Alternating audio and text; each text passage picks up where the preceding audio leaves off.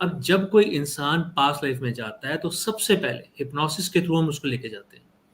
तो सबसे ओके। पहले हम उसके कॉन्शियस माइंड को सुलाते हैं। देखो पास्ट लाइफ क्या है पहले ये समझो।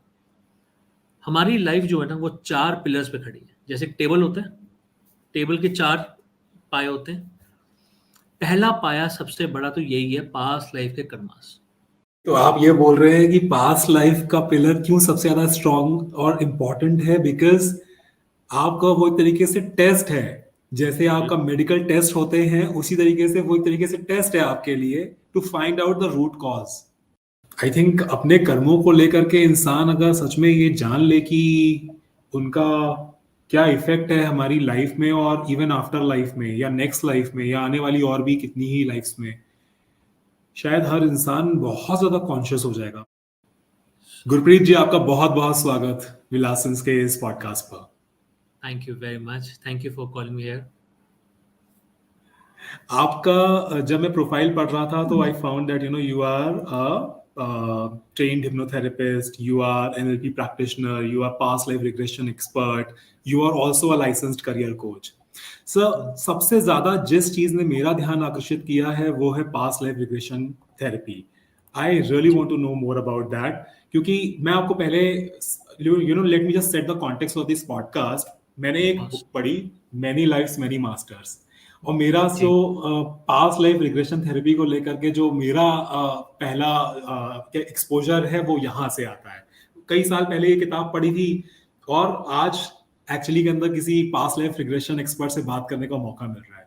सो I am really going to delve deep into this topic and I really want to start that how does this really happen? क्या है ये पास्ट लाइफ रिग्रेशन थेरेपी, कैसे काम करती है, everything about this. So please over to you. To begin with, जैसे आपने बोला कि आपने अभी मुझे बुक दिखाई डॉक्टर ब्रायन वीज की, तो आपने बोला कि वहाँ से मुझे इंस्पिरेशन मिली या फिर वहाँ से मुझे पता चला कि ऐसी चीज़ होती है and I got into it. तो मैं आपसे ये पूछना चाहूँगा कि क्या आपने बचपन में रामायण पढ़ी है, गीता पढ़ी है? एब्सोल्युटली, बिल्कुल। तो फिर आप गीता जानते तो होंगे, खैर मैंने अभी पढ़ी है, पर रामायण जरूर मैं बचपन से पढ़ता आ रहा हूँ। तो फिर आप ये जानते होंगे कि भगवान श्री राम जो थे वो विष्णु जी का अवतार थे, राइट, बिल्कुल। और भगवान कृष्ण भी जो थे वो विष्णु जी का अवतार थे। राइट। तो सिर्फ ये 2 भगवान को अगर ले लो, जो धरती पे आए और एक कैरेक्टर के रूप में आए, ठीक है? वो कुछ चीज़ दिखाने आए, कुछ बातें बताने, समझाने आए, कुछ प्रयोजन पूरे करने आए, तो वहीं से पता चल जाता है कि देयर इज़ लाइफ जो हमारी पास्ट लाइफ में होती है। जब भगवान इसे छूते नहीं है, तो हम कैसे छूते हो सकते हैं? ओके। सो आई होप कि ये चीज़, बहुत से ऐसे लोग हैं जो इस कॉन्सेप्ट को समझते हैं, मानते हैं, जो स्पिरिचुअलिटी में आए हैं। बट बहुत से ऐसे लोग हैं जो अभी भी स्पिरिचुअलिटी के अंदर नहीं आए या फिर इस कॉन्सेप्ट को समझ नहीं पाए। तो अगर वो सिर्फ अपने ग्रंथों को देख लें, तो वहाँ से भी चीज़ें बहुत क्लियर हो जाएँगी। हमें ज़रूरी नहीं है कि हर चीज़ किसी इंटरनेशनल राइटर को ही देख के करनी पड़े।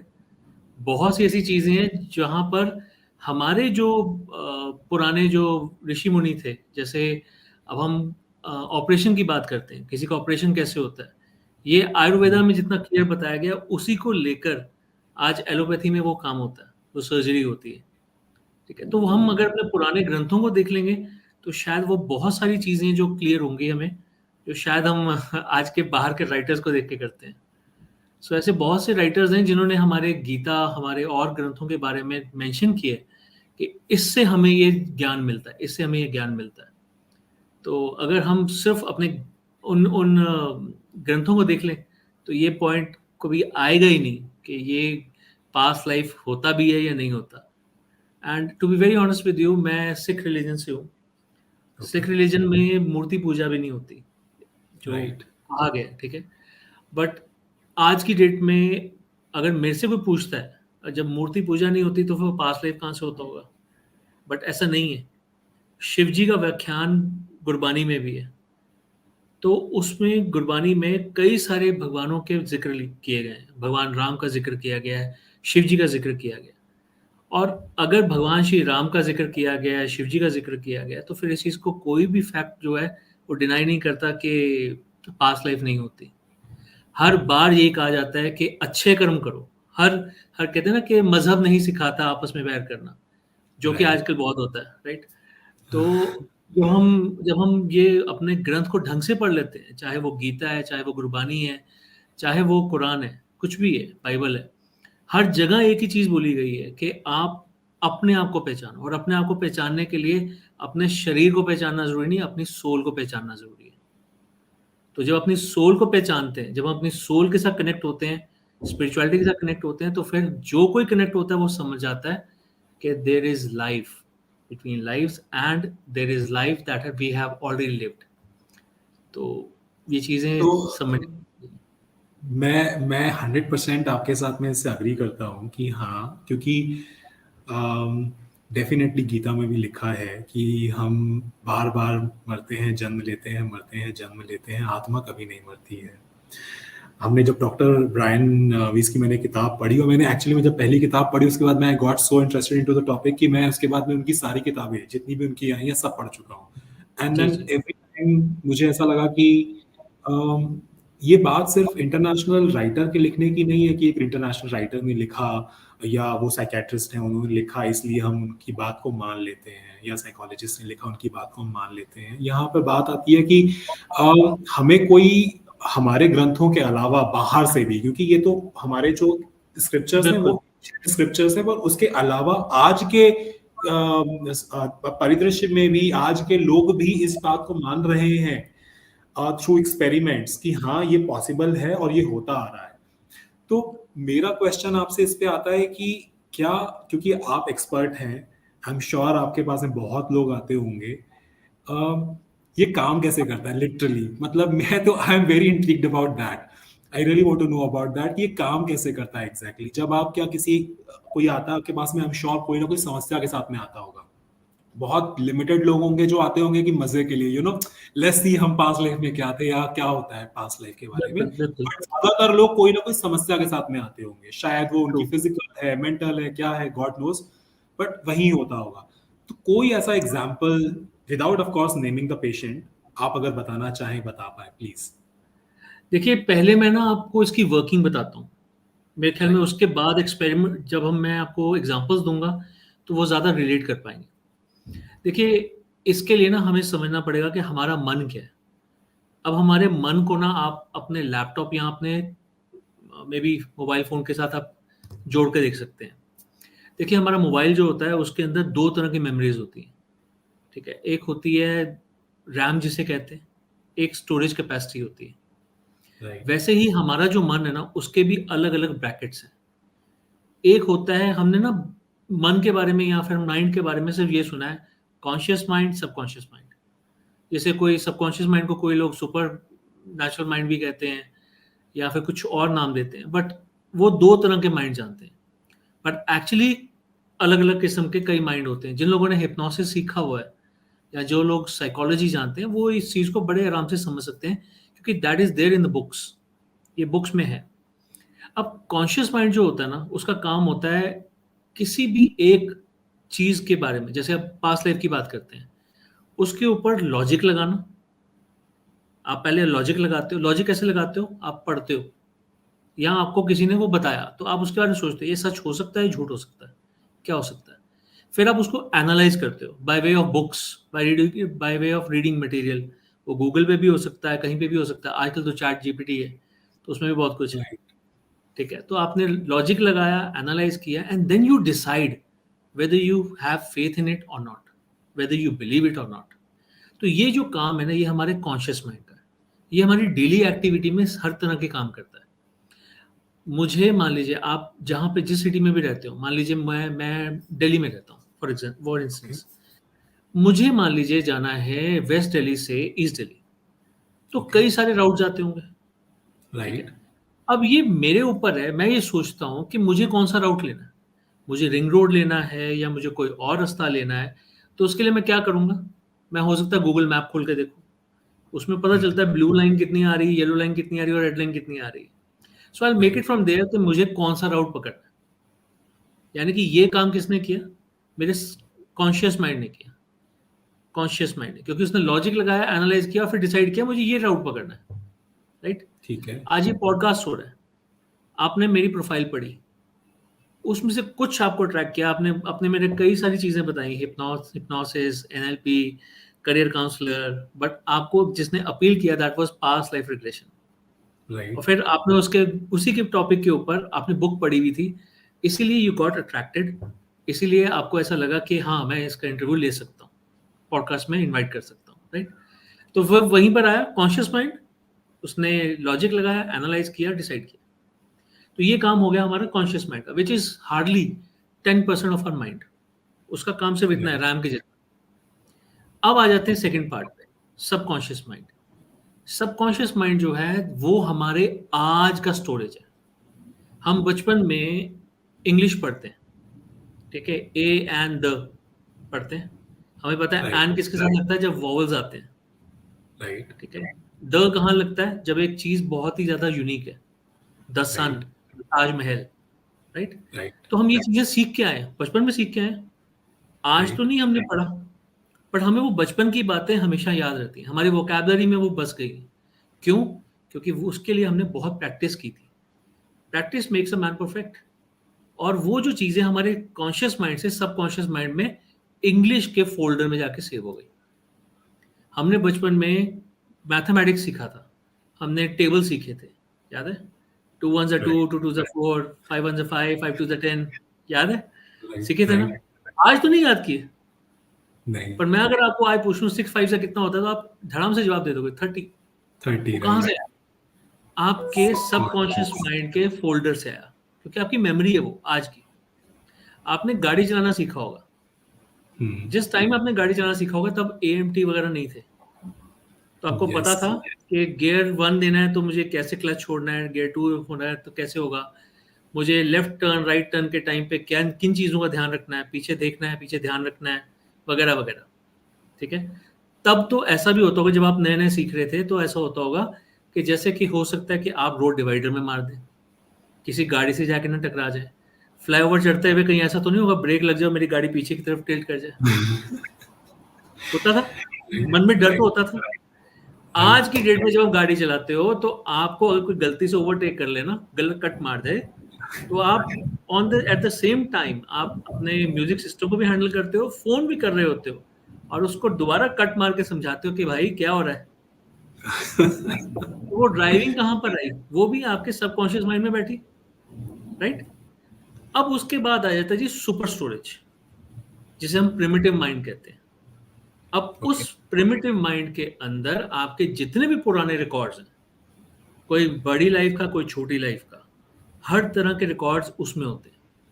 किसी में आपने अच्छा जीवन जिया था, शायद आप साधु थे, शायद आपने लोगों की बहुत मदद की, हो सकता है कि कोई ऐसा जीवन था जब आपने लोगों को लूटा ही लूटा सिर्फ। तो रेड ब्लू जो भी, ऑरेंज येलो जैसे भी कलर्स थे, वह जैसे आपने लाइफ जी थी वैसे वैसे लाइफ के आपके सारे रिकॉर्ड्स वहां पर हैं। अब जब कोई इंसान पास्ट लाइफ में जाता है तो सबसे पहले हिप्नोसिस के थ्रू हम उसको लेके जाते हैं। तो सबसे पहले हम उसके कॉन्शियस माइंड को सुलाते हैं कि वो अपना सरेंडर कर दे। लॉजिक नहीं लगाना, एनालाइज नहीं करना, डिसाइड नहीं करना, वो सोच के आया है कि मुझे करवाना है, तो उसका सरेंडर हो गया। अब वो जाता है अपने सबकॉन्शियस माइंड में, हम उसको विजुअलाइज कराते हैं, समझाते हैं कि आपने ये देखा हुआ है, वो देखा हुआ है, पर उससे इमेजिनेशन नहीं करवाते, विजुअलाइजेशन करवाते हैं।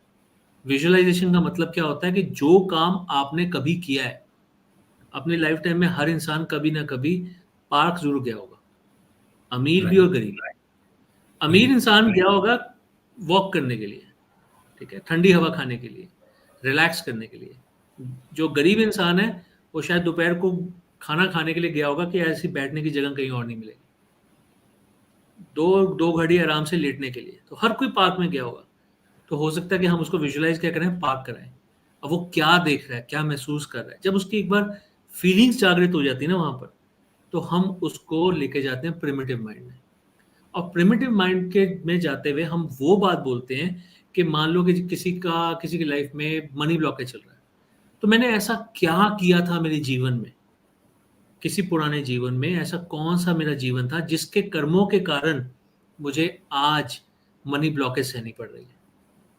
तो 90% ऑफ द टाइम्स वो उसी जीवन में जाता है जिसमें इस चीज का कोई रिलेवेंस मिलता है, ठीक है। तो ये वो प्रोसीजर है जैसे हम जाते हैं। ओके मैंने आपको पूरा प्रोसीजर बता दिया, आपको इसमें माइंड भी बता दिया और पूरा प्रोसीजर भी बता दिया, ठीक है।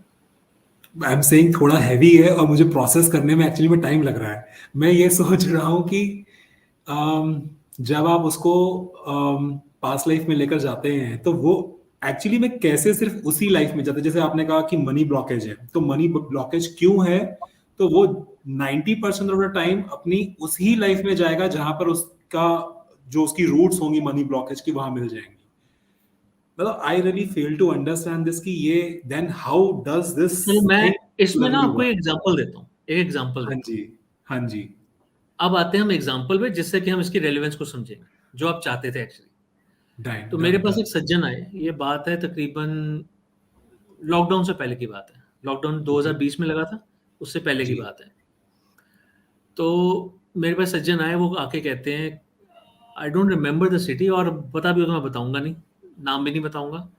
तो एक अच्छी खासी मल्टीनेशनल कंपनी में काम करते थे, ठीक है, ओके अच्छी उनकी अर्निंग थी, जहाँ पर मेडिकल वगैरह के हर चीज़ के बेनिफिट्स मिलते थे उनको, ठीक है। ओके तो कहते हैं कि मुझे ना लेफ्ट साइड में, चेस्ट में, यहाँ पर लेफ्ट साइड में पेन होता है, और बचपन से पेन है। तो कहते हैं मैंने अपने इतने ब्लड टेस्ट करवाए, इतने बॉडी टेस्ट करवाए, कभी मैं अल्ट्रासाउंड करा रहा हूँ, कभी कुछ करवा रहा हूँ, कुछ करवा रहा हूँ, तो मतलब रिजल्ट हमेशा बचपन से यही आया कि you are fit and fine, there is nothing wrong with your body. और कहते हैं अगर मैं ये सोचूं कि मुझे गैस्ट्रिक ट्रबल है, तो कहते हैं यार उसकी दवाइयां भी खा रहा हूं मैं। दुनिया की गैस्ट्रिक ट्रबल किसी और तरह की होती, मुझे सिर्फ जो गैस होनी यहीं पर होनी है। तो मतलब आके उन्होंने जैसे बात की, वो बड़ी हंसने वाली बात थी, बट अब क्या कर सकते मैं हैं। मैं थोड़ा सा इसमें ऐड कर देता हूँ। अब जी। कंटिन्यू बिल्कुल करिएगा एग्जांपल के साथ में। मेरी वाइफ को एक्चुअली में सेम प्रॉब्लम हो रही है और ना जाने हमने कितने टेस्ट करवा लिए हैं। I think now I have found the doctor कि मुझे कहाँ अच्छा, पर आना है। अब मैं ना प्लीज आपको कैरी ऑन सर। क्लियर को ना इससे भी रिलेट करके बताऊंगा, पर पहले हम इस एग्जांपल को कंप्लीट करते हैं। तो ये उन्होंने बोला कि मुझे नहीं समझ में आता यहाँ मुझे पेन क्यों होती है, और ये कोई आज या 5 साल से नहीं हो रही, बचपन से हो रही है। So what's the reason behind it. तो मैंने कहा चलो ठीक है, लेट्स गो थ्रू इट। उन्होंने बोला मैंने मेडिकल सब कुछ करा के देख लिया, मैंने और भी बड़ा कुछ करा के देख लिया, मुझे कुछ समझ में नहीं आया, तो मुझे लगता कि शायद ये मेरे पास्ट लाइफ से जुड़ा हुआ।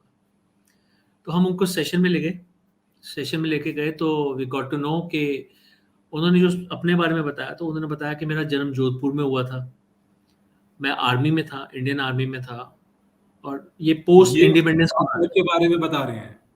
हाँ जी, ये वो अपनी पास्ट लाइफ के बारे में बता रहे हैं, आप बोल रहे पास्ट लाइफ के बारे में बता रहे हैं। हैं? अमेजिंग। ओके तो मैं इंडियन आर्मी में था, पोस्ट इंडिपेंडेंस, इंडिपेंडेंस मैंने देखी, और उसके बाद ये पोस्ट इंडिपेंडेंस की बात है। सो उनका कहना ये था कि वो उस टाइम लद्दाख में पोस्टेड थे, और 1962 इंडो चाइना वॉर हो रही थी, जहां पर उन्होंने प्लेटून्स के नाम बताए कि मैं इस प्लेटून से इस प्लेटून में जा रहा था, मतलब मैनूवर करने के लिए, कि अपने सारे जितने भी रिसोर्सेज थे उनको बगअप करने के लिए, उनको मोटिवेट करने के लिए, जो कमांडर है उसको तो जाना ही पड़ेगा। कभी इधर राइट। जा रहे हैं, कभी इधर जा रहे हैं, he has to move on, कभी इधर लेफ्ट, कभी राइट। वो 2-3 प्लेटून्स जो संभाल रहे थे, अब मेरे को पूरा प्लेटून नंबर्स तो याद नहीं है, बट हाँ, जो पूरी स्टोरी मुझे याद है, मैं आपको वो बता रहा हूँ। तो कहते कि करते करते करते करते कभी उनको कहीं गोली लग रही है, कभी कहीं गोली लग रही है, पर एक गोली उनके यहाँ सीने में आके लगी, सेम स्पॉट पे, and he was literally crying, मतलब आंसू ऐसे बह रहे थे, वो इतनी जोर से चिल्ला रहे थे कि मेरे ऑफिस का स्टाफ उठ के ना, मेरे उस जो रूम है, सेशन जहाँ पर होता है, उसके बाहर खड़े हो गए कि पता नहीं क्या ही हो रहा है। और सेशन जब हो रहा होता है तो उस दौरान रिकॉर्डिंग भी हो रही होती है, कैमरास भी ऑन होते हैं, सब कुछ ऑन होता है। तो जब उनको लगा कि अंदर हम नहीं जा सकते, कि सेशन के दौरान सेशन खराब ना हो जाए, तो वो स्क्रीन पे गए जहाँ पर सेशन हो रहा था। तो वो भी देख के हैरान थे क्या हो रहा है, इतना जोर जोर से कोई इंसान सेशन में चिल्ला रहा है, रो रहा है। तो दे कुड फिगर आउट। जब उन्होंने अपनी, मैंने जब उनसे नाम वगैरह पूछा, तो पता चला, उन्होंने अपना नाम बताया, मेजर शैतान सिंह भाटी। ओके तो मैं आज की करंट लाइफ का इंसान नहीं बता रहा हूँ, मैं उस लाइफ का इंसान बता रहा मैं समझ गया बिल्कुल। हूँ। वो 1962 में रेजांगला एक जगह पड़ती है लद्दाख में, वहां पर उनकी डेथ हुई थी, और उन्होंने बताया कि कैसे उनके अर्दली ने उनको जैसे बर्फ होती है, बर्फ में छुपा दिया था, ताकि उसकी बॉडी चीनियों के हाथ न लगे। तो ये जब चीजें उन्होंने बताई, तो अब मैंने ये नाम कभी नहीं सुना था, ठीक है। तो मैं जब वो वापस डिड आए यू तो उनको सर्च बताया, दिस?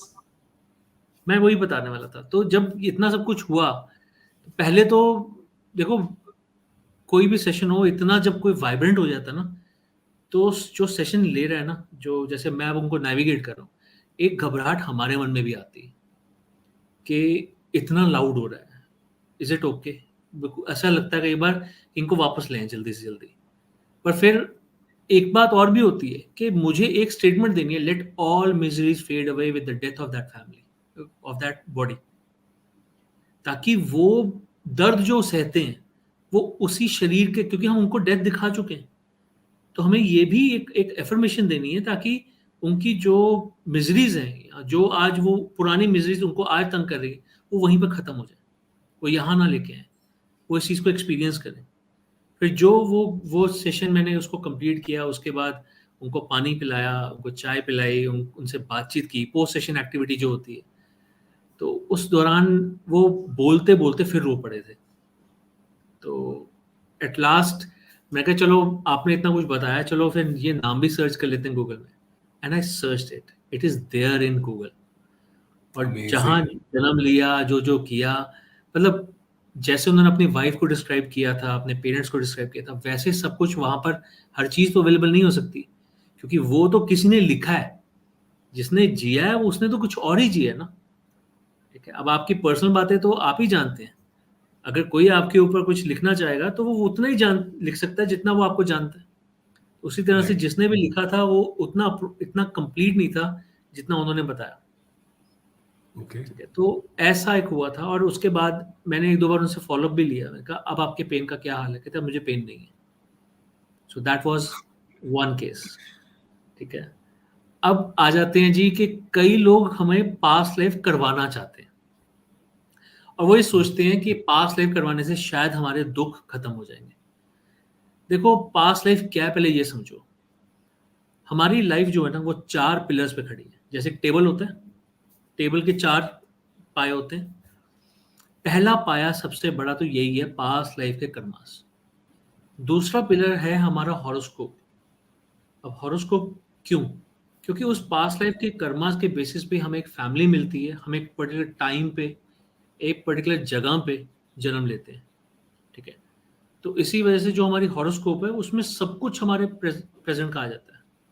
ठीक है, हम पूरा कुछ जान सकते हैं कि ये बच्चा क्या करेगा, क्या नहीं करेगा, कैसे कर्म होंगे, शादी होगी नहीं होगी, कैसे इंसान से होगी, वगैरह वगैरह। सो अगर हम हॉरोस्कोप की बात करें तो वो भी सब कुछ बता देता है करंट लाइफ के बारे में, यानी कि purpose of life, so sort of. तो वो किस पे डिपेंडेंट है? पास्ट लाइफ पे। अब कई लोगों की उसी लाइफ में, या फिर हम कहते हैं कि हॉरोस्कोप में एंसेस्ट्रल कर्सेस होते हैं। ठीक है, Okay. जैसे किसी पुरानी लाइफ में किसी ने कर्ज दिया, जिसकी वजह Mhm. से आज आपको भोगना पड़ रहा है। कई लोगों के तो कर्ज इतने स्ट्रांग होते हैं कि उनकी हॉरोस्कोप में भी पितृदोष आ जाता है। Okay. ठीक है, तो यानी कि आप आपके कर्मज इतने खराब थे कि आप ऐसी फैमिली में जन्म लिए हो जहां पर कि पितृदोष भी आ रहा है, और पितृदोष बहुत डेंजरस चीज है। ठीक है, तो Okay. ये हो गया तीसरा पाया। और चौथी चीज है हमारे करंट लाइफ के कर्मस। आपने कॉन्सेप्ट और सुना होगा, स्पिरिट गाइड। Right. राइट, तो स्पिरिट गाइड जो होता है वो एक तरह की सोल होती है जो हमारे साथ हमेशा रहती है, हर इंडिविजुअल के साथ होती है।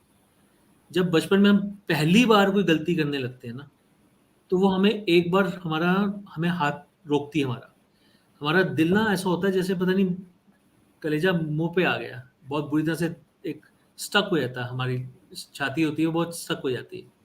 उसके बाद हम पे डिपेंड करता है कि हम वो काम करेंगे या नहीं करेंगे। अगर हमने उसकी आवाज़ सुन ली, वो रोकता नहीं है, सिर्फ एक बार अंदेशा देता है, लाइफ में एक बार अंदेशा देता है। कोई भी गलत काम करने से पहले आपको अंदेशा देगा ये गलत है।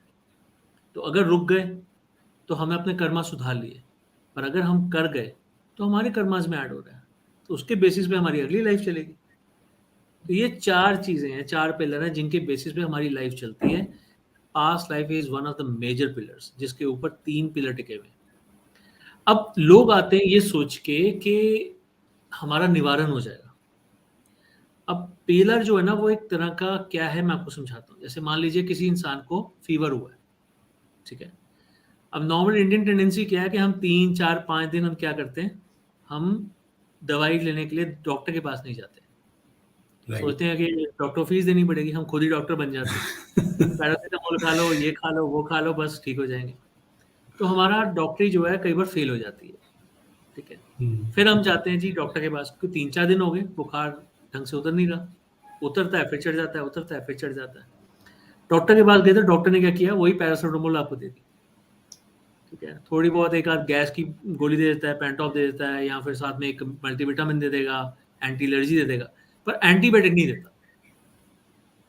वो कहता है कि आप ब्लड टेस्ट करा के आओ। क्यों?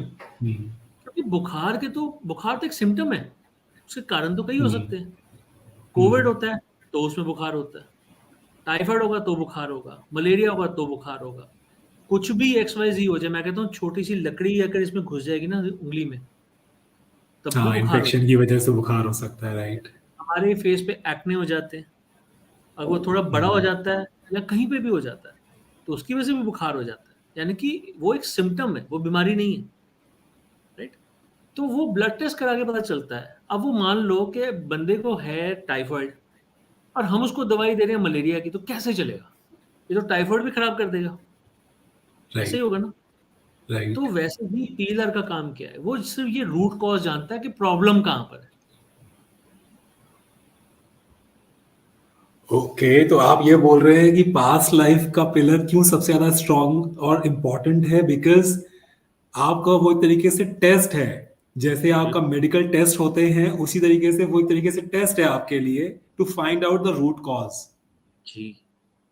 कई लोगों की अमेजिंग। Life okay. ऐसी होती है, कई लोगों की लाइफ ऐसी होती है, उनके सब कुछ है। हम आज की डेट में कहते हैं धीरू भाई अंबानी से अच्छा कोई नहीं होगा, उसने मेहनत कम की थी। चलो उससे अच्छी लाइफ तो मैं कहता हूँ मुकेश अंबानी की, राइट। कि उसको तो सब कुछ बना बनाया मिला ना धीरू भाई अंबानी से। राइट। राइट। अब आगे उसके बच्चों की लाइफ क्या उससे ज्यादा अच्छी है।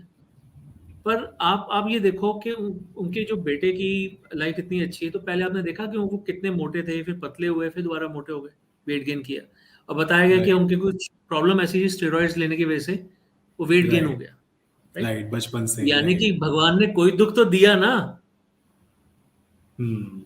कोई दुख तो दिया ना। किसी को भी भगवान सर्वगुण संपन्न नहीं कर सकते, क्योंकि अगर आपके 9 प्लैनेट्स हैं तो 6, अगर किसी की लाइफ बहुत अच्छी है तो 6 प्लैनेट बहुत अच्छे हैं, 3 प्लैनेट तब भी उसको दुख दिखाएंगे।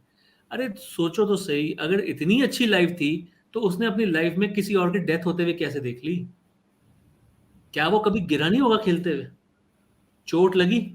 अगर इतनी अच्छी लाइफ थी तो उसको चोट क्यों लगी?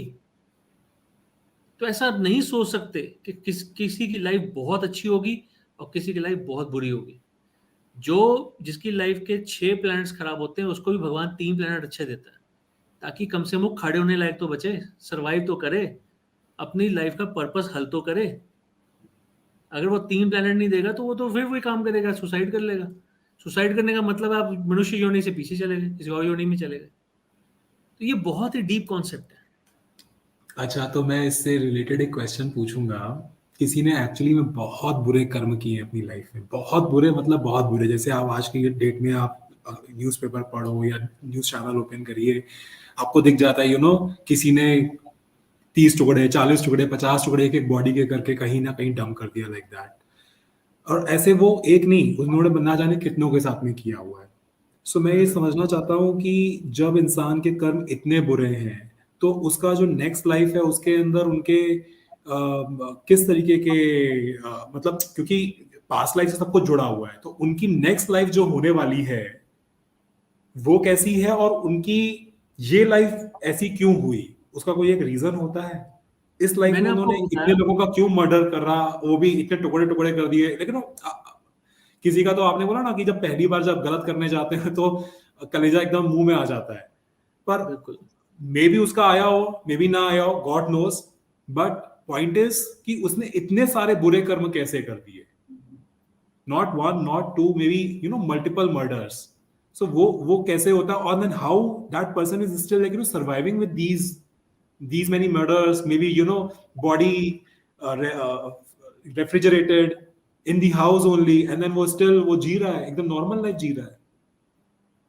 आप ये समझिए कि ये चीज आज नहीं हो रही, ये बहुत साल पहले भी होती थी, सदियों पहले भी होती थी। पहली चीज हम ये समझने की कोशिश करते हैं, आज लॉ एंड ऑर्डर ऐसा है कि मिसिंग पर्सन को ढूंढा जाता है और वो मिल जाता है किसी की फ्रिज में, कैसे वैसे, ठीक है, तो जल्दी पता चल जाता है, राइट। तो उसको तो सजा इसी जीवन में अभी मिल जाती है। कोई एक ऐसा एक, जैसे कहते हैं ना, पूरे भूसे में एक एक सुई घो गई हो, वैसा कोई एक इंसान होता है जो अपनी पूरी लाइफ में कहीं पकड़ा नहीं जाता। और जो नहीं पकड़ा जाता, जिसने अभी अपने कर्मास का अभी यहीं पर निपटारा नहीं कर लिया, वो अगली लाइफ में करता है।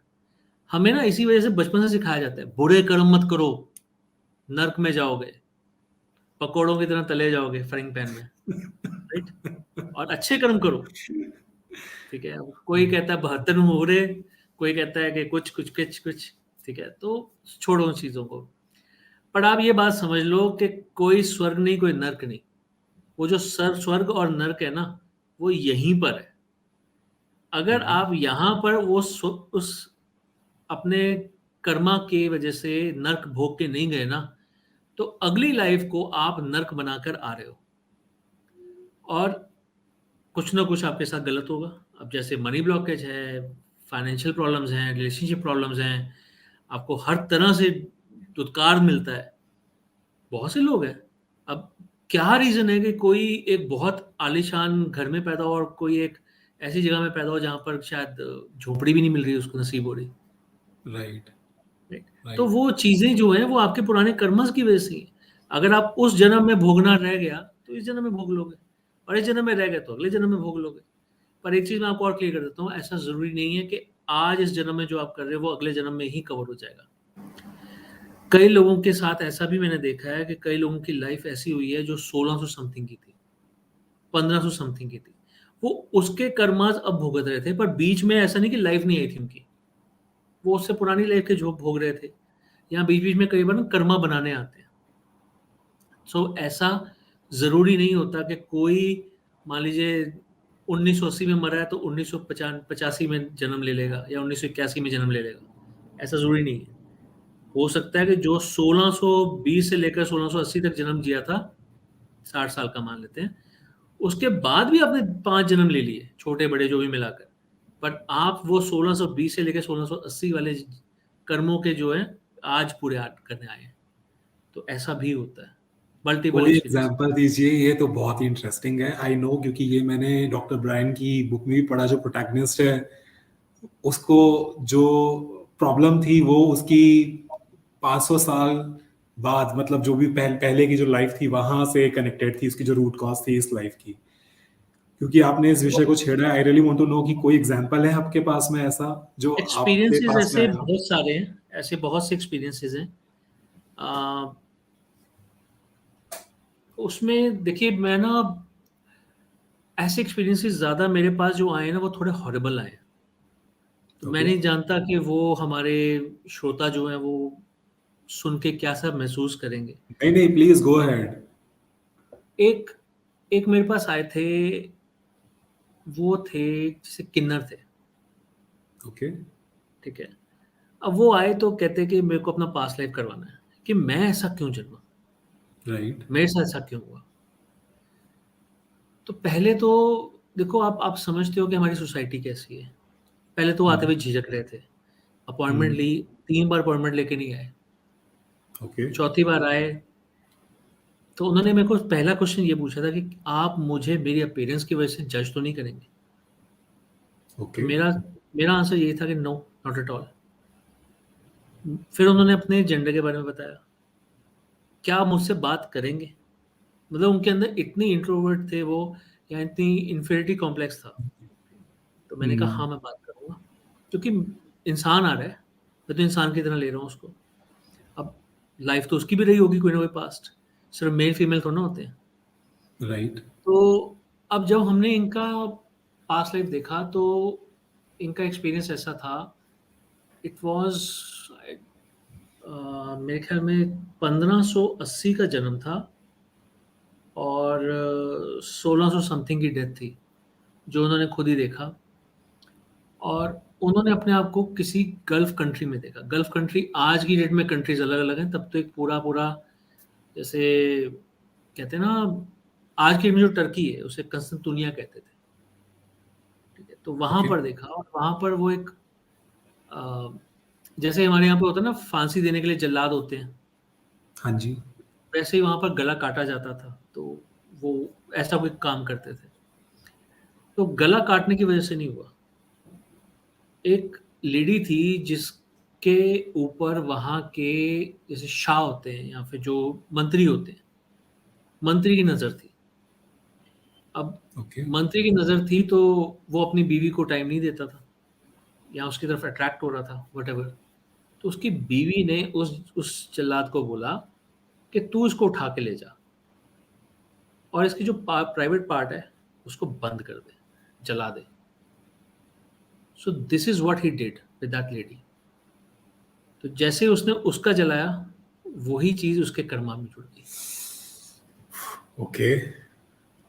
तो ऐसा भी एक एक्सपीरियंस रहा है। तो आप ये समझो कि कैसे कैसे एक्सपीरियंसेस आते हैं, ऐसा कभी हमने अपने ख्याल में कभी सोचा भी नहीं होगा। नेवर। और ऐसी चीजें जब सुनने को मिलती हैं, उन्होंने तो देखी, और जिसने देखी वो कितना डरा होगा। मैं तो सुन के काम गया था, ये क्या देख के आया, इसने क्या किया था। ओके।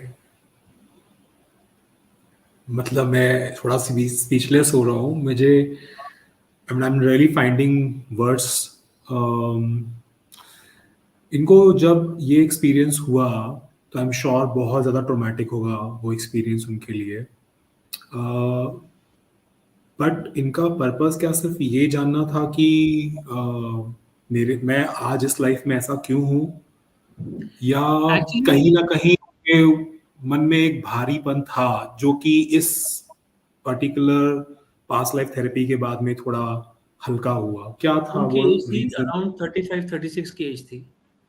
वो ओके। कहते हैं कि जब से मैंने होश संभाला तब से मैंने भगवान को सिर्फ कर्ज किया ओके। कि तूने ऐसा मेरे साथ क्यों किया।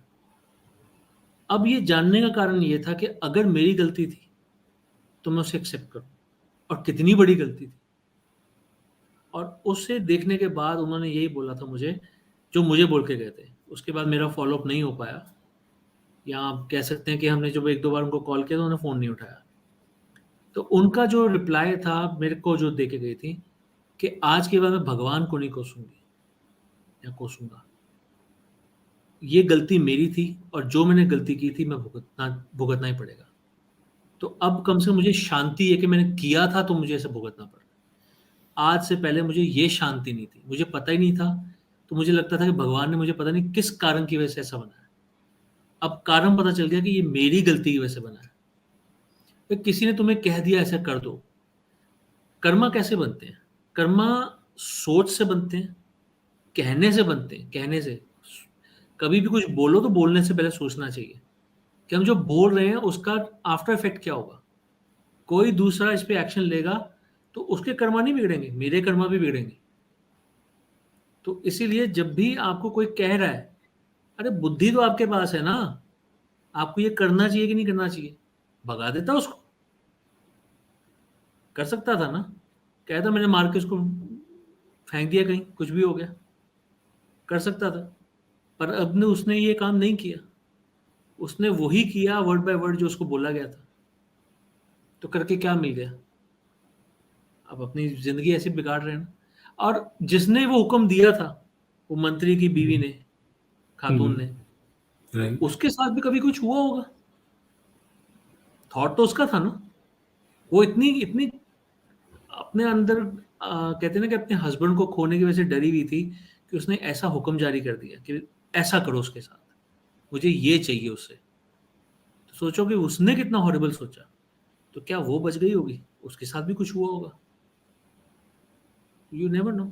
जब तक वो मेरे पास आएगी नहीं तब तक मुझे पता नहीं चलेगा। क्या पता ये पॉडकास्ट देख के किसी को पता चल जाए। बहुत स्कैरी है ऑनेस्टली। मतलब मैं आई थिंक अपने कर्मों को लेकर के इंसान अगर सच में ये जान ले कि उनका क्या इफेक्ट है हमारी लाइफ में, और इवन आफ्टर लाइफ में या नेक्स्ट लाइफ में या आने वाली और भी कितनी ही लाइफ्स में, शायद हर इंसान बहुत ज्यादा कॉन्शियस हो जाएगा अपनी लाइफ में जीने को लेकर के। वो इसीलिए शायद खुल इसीलिए करके जी नहीं पाएगा, मुझे लगता है। मतलब मैं आई एम लाइक लिटरली आप इमेजिन नहीं कर पा रहे हैं कि मुझे कितना डर लग रहा है। नॉट दैट कि मैंने कोई ऐसा कोई बुरा कर्म किया है इस लाइफ में अभी तक, टच वुड, शायद किया भी हो तो मुझे पता नहीं है सच। क्योंकि हम एक्चुअली में बहुत बार कुछ ना कुछ सोच रहे हैं, कर रहे हैं, बहुत सारी चीजें कर रहे हैं। बट इस एपिसोड के बाद आई थिंक सुनने के बाद में मुझे लगता है कि आप बहुत ज्यादा कॉन्शियस हो जाएंगे। आप एक्चुअली में कभी जो लोग थोड़े भी सेंसिटिव हैं वो बहुत कॉन्शियस होकर के शायद वो प्रॉपर तरीके से जी भी ना पाए। तो देखो, देन मैं क्या आपने सोल्यूशन बोला है कि इसका? कोई किसी को चॉप करता है तो उसके कर्मस कैसे जाते हैं, ये आज की कहानी नहीं है। इतने साल पहले भी ये होता था, बट तब क्या था, लॉ एंड ऑर्डर ऐसा नहीं था, हम्म। तो वो तो छूट जाते थे। कईयों को तो ये काम करने के लिए तमगे भी मिलते थे, मेडल्स मिलते थे। आज की डेट में वो बचते ही नहीं है, क्योंकि आज की डेट में लॉ एंड ऑर्डर ऐसा हो गया है कि कोई अगर देखो किसी के साथ में ऐसे किया, तो जिसका फैमिली मेंबर गुम हुआ है वो तो कंप्लेंट लिखाएगा, और कहीं ना कहीं से घूमती फिरती बात कहीं ना कहीं उसकी बॉडी तक पहुंच जाएगी, चाहे उसके कंकाल तक पहुंचे। ठीक है, हो सकता है कि किसी और की डेथ हुई, उसकी इन्वेस्टिगेशन के दौरान की कोई चॉप की हुई बॉडी मिल गई और कल्प्रिट एक ही था। होता है, हमने कई बार ऐसा देखा हुआ है। कितने एपिसोड्स आते हैं, सीआईडी वगैरह आते थे, या और भी कई एपिसोड ऐसे आते थे, तो दिखाते थे ना ये चीजें। तो मतलब आज की डेट में आप ये कह सकते हो कि क्राइम करके भागना इज नॉट दैट इजी। पहले तो लोगों को मेडल भी मिलते थे, तो कर्मास तब भी बने थे, कर्मास आज भी बन रहे हैं। लोगों के साइकी का पता नहीं। कोई एक अच्छा हंसता खेलता इंसान आपके सामने खड़ा हो, पता नहीं उसके दिमाग में कैसे क्या चल रहा है। वो कहते ना, वो मुन्ना भाई एमबीबीएस में आया था, वर्ड आया था केमिकल लोचा। तो राइट। कईयों के दिमाग में केमिकल लोचा होता है जो कुछ भी करा देता है। सो इट्स बेटर कि हम अपनी लाइफ में जागरूक रहें, समझें क्या अच्छा है क्या बुरा है, और बेटर है कि हम अपने कर्मास को समझें। अपनी पास्ट लाइफ आप देखो या ना देखो, कम से कम मेरे ख्याल में ऐसी बातें सुन के ही इंस्पायर हो जाओ कि मुझे गलत नहीं करना, सिर्फ मुझे गलत नहीं करना। क्योंकि आप अगर पुराने कर्मा झेलने आए हो, तो आज आप कर्मा बना भी तो रहे हो। और अगर आप ये कर्मा खराब बनाते ही रहोगे, तो फिर तो कभी जीवन मृत्यु का खेल खत्म ही नहीं होगा। आपने बोला कि ये चार पाए हैं, इन चार पाए में जो इस जन्म का हमारी कर्मास है वो 25% उनका शेयर है। ये 25% शेयर जो है, क्या हम मान के चलिए किसी की लाइफ बहुत ही खराब है, बहुत मिजरेबल लाइफ जी रहा है, वो हेल्थ से रिलेटेड भी हो सकता है, वो रिलेशनशिप से भी हो सकता है, मनी से भी हो सकता है, बट क्या वो 25% क्या 75% को ओवर पावर कर पाएंगे इन दिस लाइफ ओनली? कर पाते हैं। क्या ये पॉसिबिलिटी है? हाँ, अब मैं आपको इसका भी एक लाइव एग्जांपल देता हूँ। ठीक है, हाँ जी। There is a person who is known to मी।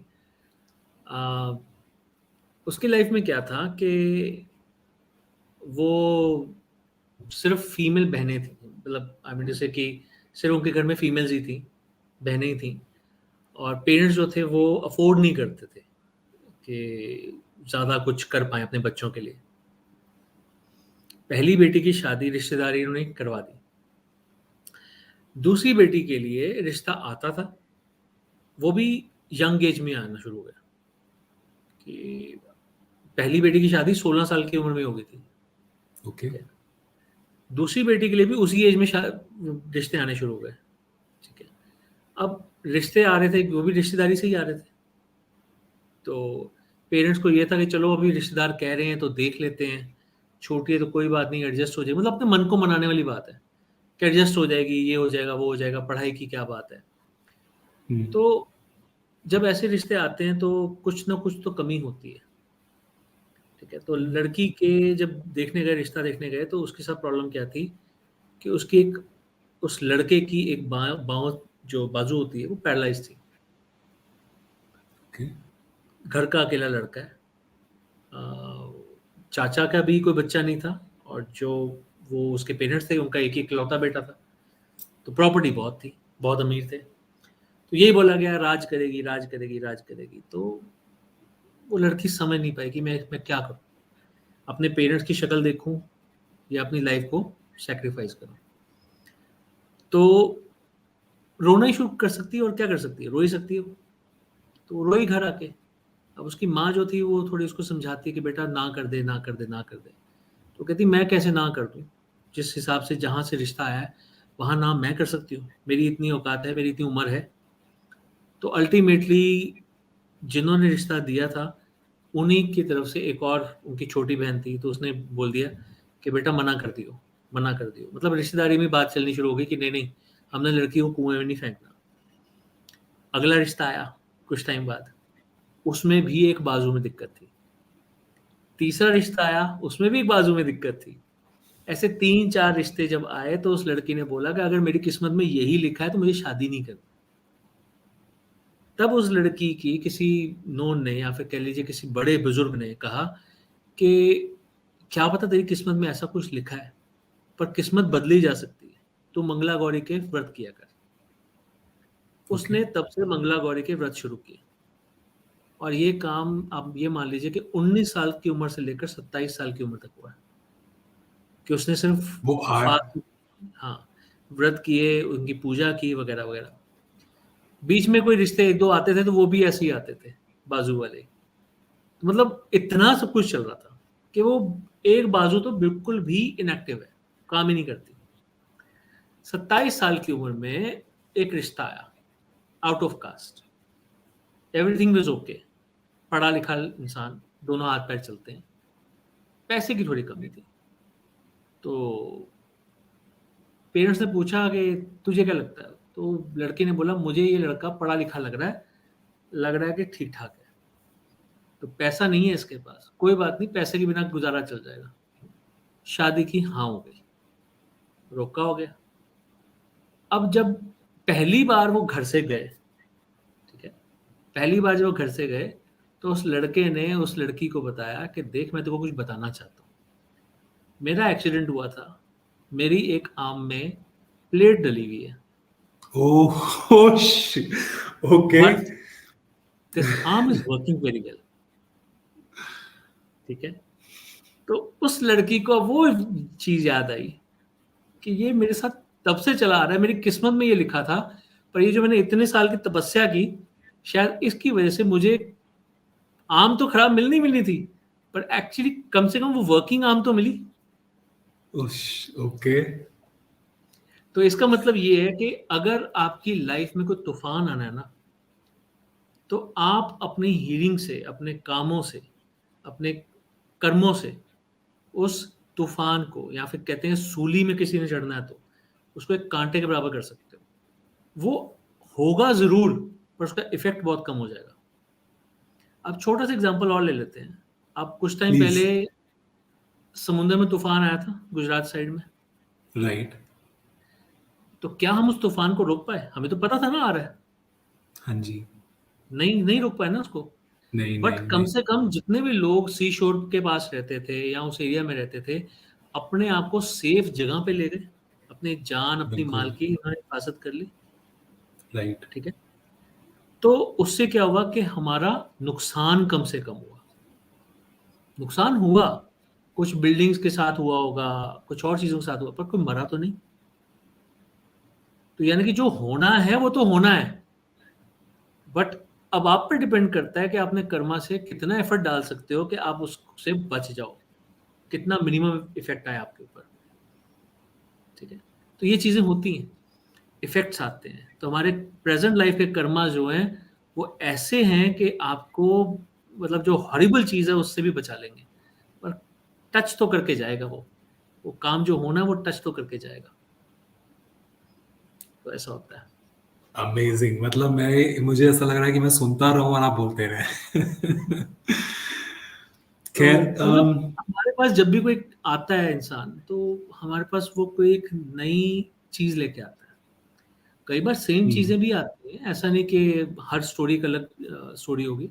कई बार रिलेटेड स्टोरीज आती हैं, किसी को यही प्रॉब्लम है, मनी मनी मनी मनी, किसी को रिलेशन रिलेशन रिलेशन, मेरी मेरी गर्लफ्रेंड ने मेरे को ये किया, मेरे बॉयफ्रेंड ने मेरे साथ ये किया, मेरे हस्बैंड मेरे साथ ऐसा करते हैं, मेरे बच्चे मेरी नहीं सुनते, मेरे बच्चे नहीं होते। ठीक है, मैं आपको एग्जांपल और देता हूँ।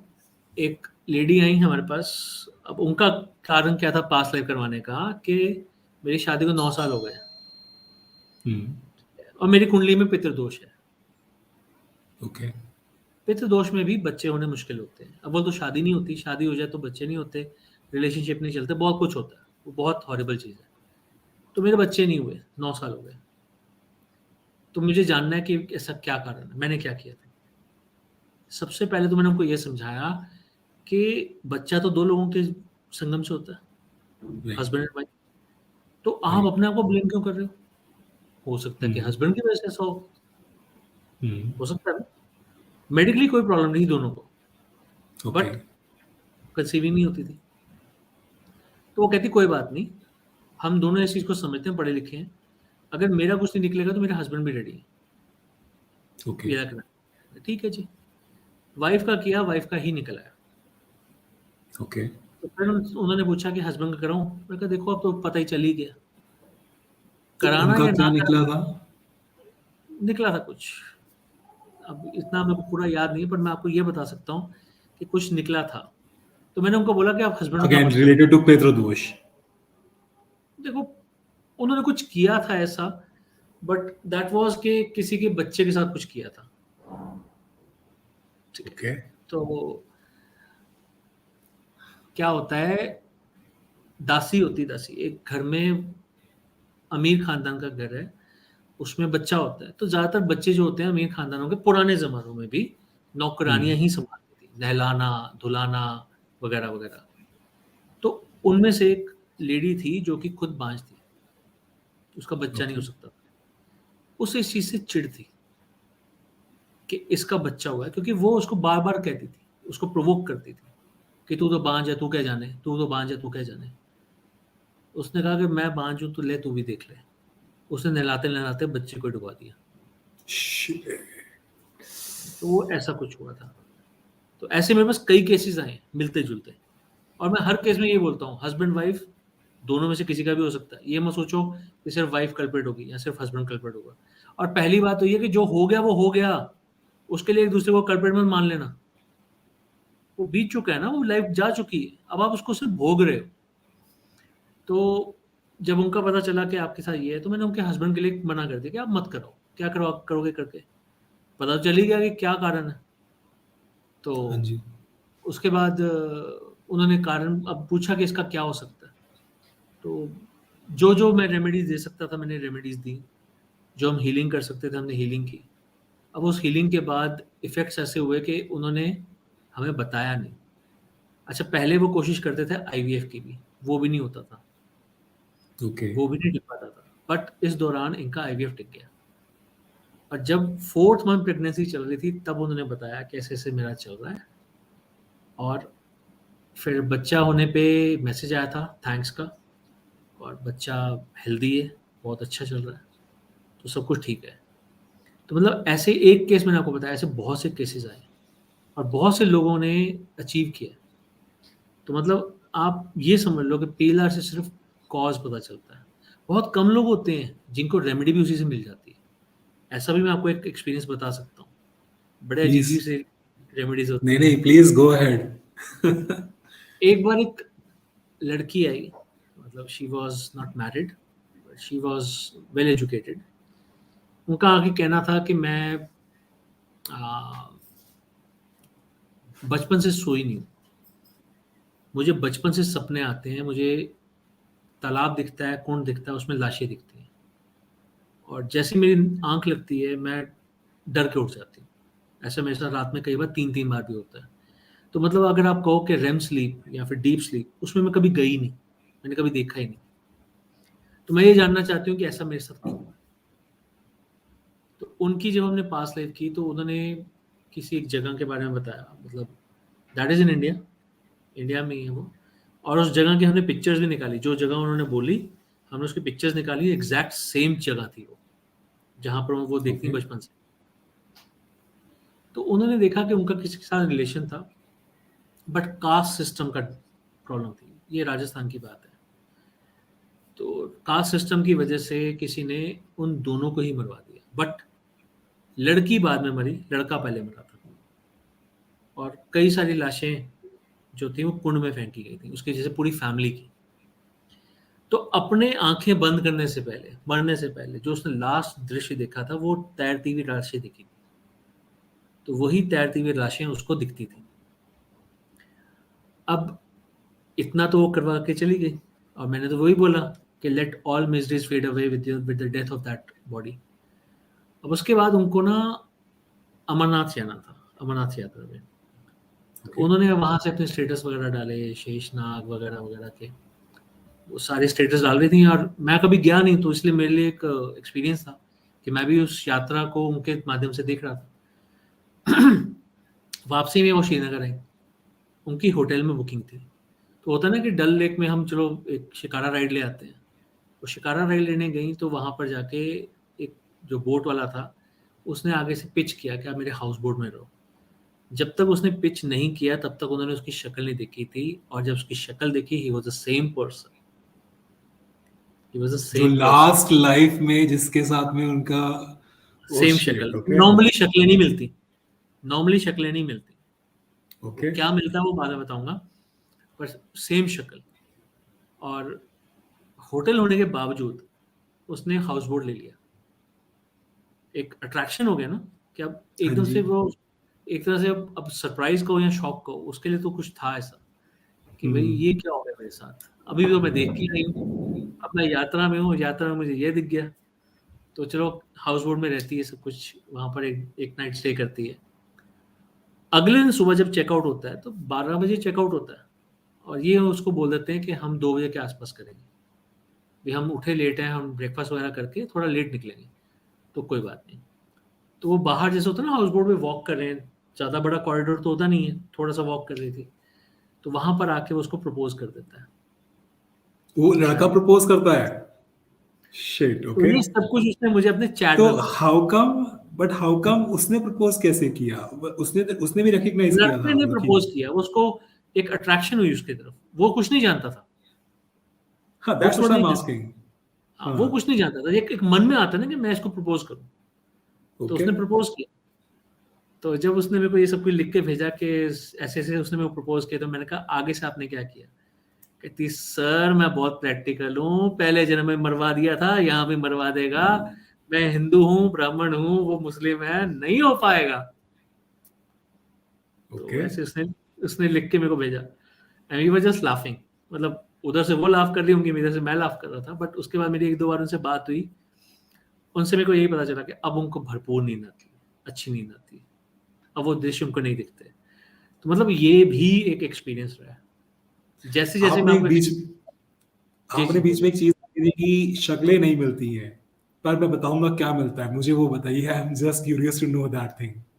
देखिए मान लीजिए कि मैं किसी का पास्ट लाइफ कर रहा हूँ, हम्म, तो एक क्वेश्चन ना लोगों का बहुत बार होता है, ठीक है, हम्म, तो उनका ये होता है कि क्या मैं ये जान सकता हूँ कि मेरे पेरेंट्स का मेरे साथ क्या रिलेशन था, हम्म, या इस पर्सन का मेरे साथ क्या रिलेशन था। तो शक्लें हम्म, तो मिलती नहीं, शक्ल तो अपनी नहीं मिलती, तो उसकी कहाँ से मिलेगी? राइट, कहा जाता है कि आंखें जो होती हैं वो मन का दर्पण होती हैं, और मैंने आपको बोला कि हम अपने मन में ही जाकर अपनी पास्ट लाइफ को देखते हैं। तो क्या होता है कि आंखों के ये जो ब्लैक वाला जो होता है, क्या कहते हैं इसको, प्यूपल, हाँ, ये तो कलर चेंज हो सकता है, वो तो राइट, डिपेंड करता है कि आज आप इंडिया में हो, क्या पता आप फ्रांस में थे तो कलर चेंज होगा, ठीक है, बॉडी राइट, का चेहरा, कम्प्लेक्शन चेंज होगा, सब कुछ होगा, शक्ल अलग होगी, बट उनके अंदर इमोशंस सेम होते हैं, तो वो इमोशंस पहचाने जाते हैं। तो जब आप वहां जाते हो तो आपको वो टेलीपैथी के थ्रू, अब कई लोगों ने तो अपना जन्म ऐसा देखा हुआ, जैसे मैंने आपको वो कंसन दुनिया की बात बताई, क्या वहां की लैंग्वेज और यहाँ की लैंग्वेज सेम होगी? दैट मस्ट बी डिफरेंट, और सब समझ में आ राइट। जाता है। वो तो अपनी लैंग्वेज में बोलते हुए सुनेंगे, बट ऐसी टेलीपैथी होती है कि आपको सब समझ में आ जाता है। तो ये सब कुछ होता है। आप सोचो कि आज की बात ले लो, अगर इंडिया में ही चले जाओ आप, मान लो 500-600 साल पीछे या 800 साल पीछे, फॉर एग्जांपल 1500 कुछ में चले गए, तो क्या पता तब संस्कृत चलती थी, क्या पता आप साउथ इंडिया में जन्मे थे। राइट, आज तो आपको तमिल का कुछ पता नहीं है, तब की तमिल समझ में आ रही है। राइट। वो एक सब क्वेश्चन समझ। मेरा और एक क्वेश्चन मेरा और भी है, वो ये कि बहुत बार जैसे मैंने इन डॉक्टर ब्रायन की किताबों में भी पढ़ा है, आपसे भी अभी बातें करते करते काफी सारे एग्जांपल्स जैसे सुने। एक एग्जांपल ऑफ कोर्स जो था वो जो आपने गल्फ कंट्री में बोला उसका था, अदरवाइज बाकी सारे एग्जांपल्स जो भी इंडियंस थे उनका जो बैकग्राउंड था वो इंडिया से ही था, मतलब जो उनकी पास्ट लाइफ थी वो इंडिया नहीं, में ही थी। ऐसा जरूरी नहीं है। अलग अलग पार्ट से मिली है। किसी की फ्रांस में मिली थी, रशियन रेवोल्यूशन की भी मिली थी, ओके, उसमें भी एक कैरेक्टर था। फिर किसी की स्लेव्स बना के लेके गए थे शायद, फिजी, फिजी या एक आइलैंड्स है, राइट वहां पर राइट। बहुत सारी इंडियन पॉपुलेशन है, तो स्लेव बना के लेके गए थे वहां पर। ऐसे कई ऐसे कई जगहों के निकले हैं। एक मेरे पास थे, ऑस्ट्रेलिया से आए थे, तो हम्म, उनका जन्म आई डोंट रिमेम्बर कहाँ निकला था, पर अभी वो फिजी में रहते हैं। ठीक है, तो ऐसे बहुत सारे अलग अलग जगहों के आए थे। हाँ, रशिया और अमेरिका का कोई नहीं आया मेरे पास जिसकी लाइफ पुरानी वहां की निकली हो, बट और ओके अदरवाइज बहुत कंट्रीज के निकले हैं, ब्राजील साइड के निकले हैं, तो वो वहां के नाम बताते हैं, फिर वो नाम ढूंढने पड़ते हैं गूगल में। ओके। अब मेरे पास एक नाम था शायद, इंदिरा इंदिरा करके कोई जगह थी, वो आज की डेट में शायद गांधीनगर के पास पड़ती है, पर उस नाम से नहीं है। ओके। ठीक है, तो अब हर चीज़ तो याद नहीं रहती, पर ऐसा कोई जगह थी, इंदिरा इंदिरा करके कोई जगह थी, आज के गांधीनगर जो गुजरात में है उसके पास पड़ती है। ठीक है, कभी अजीब से नाम सुनने को मिलते हैं कि मैं यहाँ पर जन्मा। एक आए मेरे पास, आ, वो पीलर जूम पे हुआ था, वो दुबई से हुआ था, वो दुबई में थे क्लाइंट। तो उन्होंने अपने आप को, अभी वो ब्राह्मण है, अपने आप को सिख देखा। ओके। ठीक है, और वो अंग्रेजों से भाग रहे थे, क्योंकि वो उनके हथियार लेके भाग रहे थे ताकि मैं क्रांतिकारियों को दे सकूं। तो ऐसा भी कई बार आता है। तो डिपेंड करता है वो कहाँ के निकलेंगे। शायद वो आज के डेट में पाकिस्तान में पड़ता है, मुल्तान था या रावलपिंडी थी, मेरे को नहीं याद, पर ऐसी जगह थी। तो वो दुबई से हुआ था वो पीएलआर, वो वहां पर काम कर रहे तो हैं। ये online online PLR will also works, मतलब वो पॉसिबल है, हो जाता है? बिल्कुल हो जाता है, बिल्कुल हो जाता है। तो उस सिर्फ केस उसमें के एक अंदर, चीज, क्योंकि कंट्रोल्ड, क्योंकि जैसे आपके जब क्लिनिक पे हो रहा होता है तो everything is very controlled, you know the atmosphere is controlled, आपको पता है कैमरा लगे हैं, आपको पता है कि अब मुझे कब वापस लेकर आना है। कुछ नहीं होगा तो कम से कम हिज बॉडी इज हियर, लेकिन हम उसको शेक करेंगे so that he can come back. But जब वो ऑनलाइन हो रहा है तो वो चीजें कैसे पॉसिबल होती है? देखो ये ना बहुत लोगों का मिथ है कि मैं कहीं वहां तो नहीं रह जाऊंगा। Right right, right. तो ये मिथ है। देखो, जब आप ट्रांस में होते हो, जब हम किसी को भी पास में लेके जाते हैं तो ट्रांस के थ्रू लेके जाते हैं। ट्रांस एक ऐसी स्टेट है जो, जैसे मान लीजिए ये पेन है, अब मैं हिप्नोसिस की क्लास दे रहा हूँ, ओके तो ये है बीटा स्टेट, जो हम ओके। जागृत स्थिति कहते हैं, जिसमें हम अभी हैं। उसके बाद एक होती है मेडिटेशन वाला ट्रांस होता है, जिसमें हम थोड़े थोड़े से नींद के झोंके खा लेते हैं।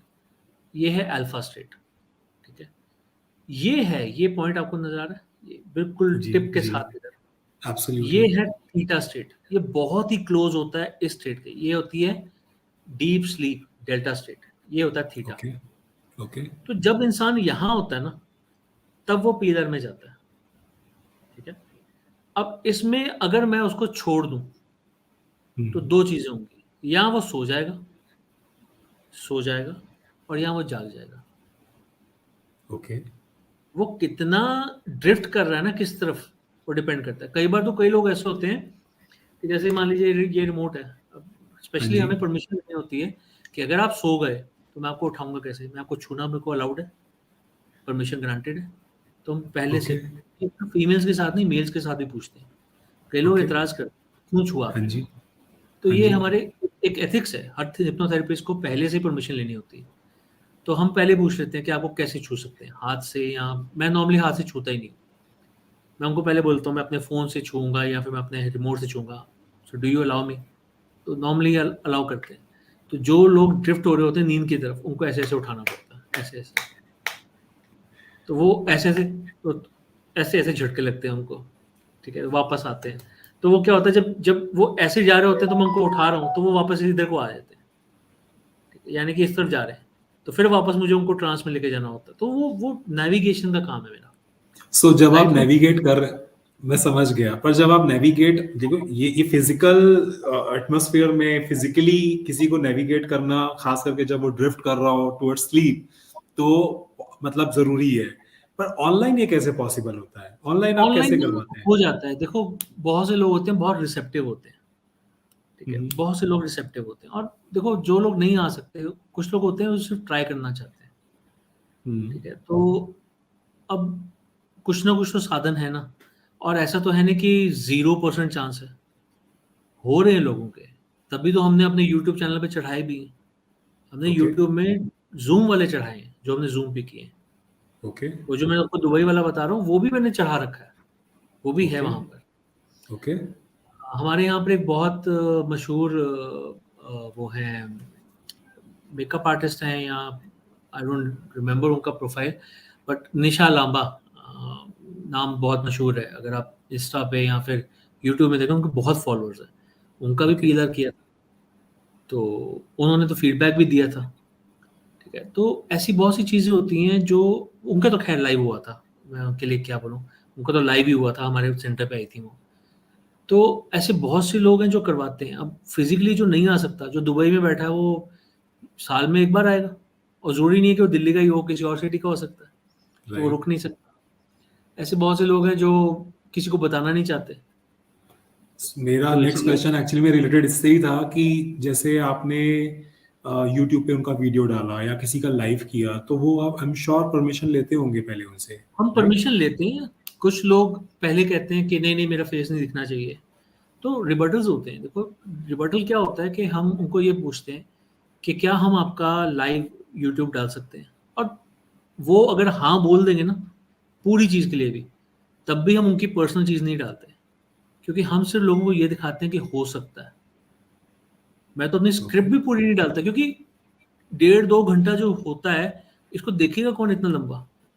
हमें वो 2 घंटे का काम वैसे ही 15 मिनट में खत्म करना होता है, 10 मिनट में खत्म करना होता है, तो वो एडिटिंग के थ्रू होता है। तो हम उसको दिखाते हैं कि ये चल रहा है, ठीक है। एडिटिंग में उसको आवाज़ से पता चल जाता है कि ये फास्ट फॉरवर्ड किया हुआ है। जैसे फास्ट फॉरवर्ड की आवाज़ आती थी ना राइट वीसीआर में, तो राइट वैसे आवाज़ राइट आती है उसमें, ठीक है।